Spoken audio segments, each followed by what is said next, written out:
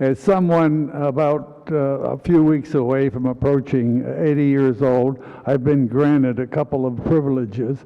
And one is that I don't attend picnics anymore. And the second is that the takeaway that the Dingman Center is bringing to this conference was designed by a brilliant, young, creative, entrepreneurial person who now heads up the Dingman Center. And so why should not let the architect present the idea as opposed to an old 80-year-old guy?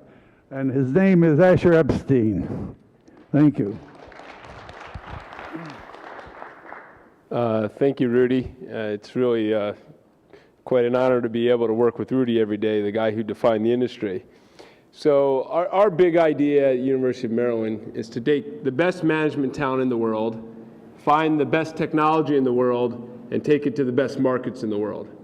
So we have a program that's open to top 25 MBA students around the country, where we take them over to Israel during the summer, take technology that's been developed at the Technion, which is a top 50 global university in Startup Nation, and then take those companies and focus on the best opportunities in the world, which currently reside in China. What we do best in the US is the sales, marketing, financing, and scale of venturing. But it's a fallacy to believe that we're ever going to have the leadership in innovation again, because innovation happens with two smart people anywhere in the world working on an interesting concept. And so what we've done is we've created a program. If you look at the top 30 MBA students, there's about 25,000 students in full-time programs.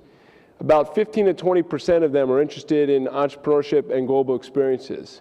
So what we do is we identify those students, create an internship program between year 1 and year 2 of their program, and we export them as management talent from the US and find these technologies. And I call MBA students the last great labor arbitrage opportunity of the world, because you can work them really hard and you pay them with an A, a B, or a C. And this model is scalable to a variety of countries around the world. Think about any country where there's top-tier technical universities and they don't have the infrastructure or ecosystem to support entrepreneurship.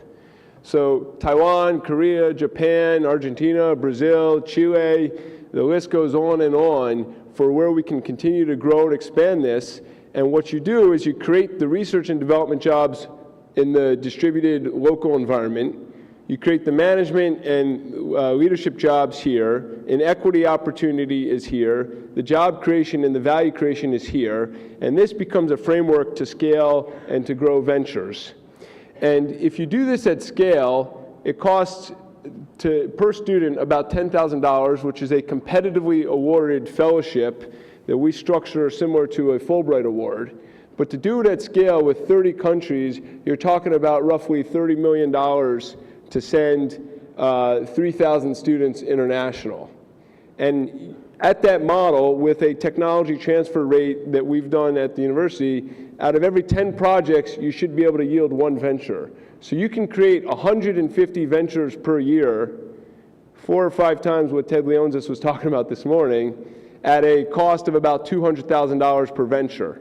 You bring them back, feed them into the ecosystem here during the second year of business school, incubate them at all the tremendous entrepreneurship centers around the country already in existence at top universities, provide facilities for them to grow and nurture the ventures, link them up with the angel community and the venture community for additional capital, and then you're pitching to MBA students, come to business school, create a startup technology venture, and have it funded by the time you graduate. So the relevancy and the practical skills in the university ecosystem are now front and center for the entrepreneurial experience, and this is a scalable model that we think can really have an impact on global innovation, job creation, economic development. Thank you.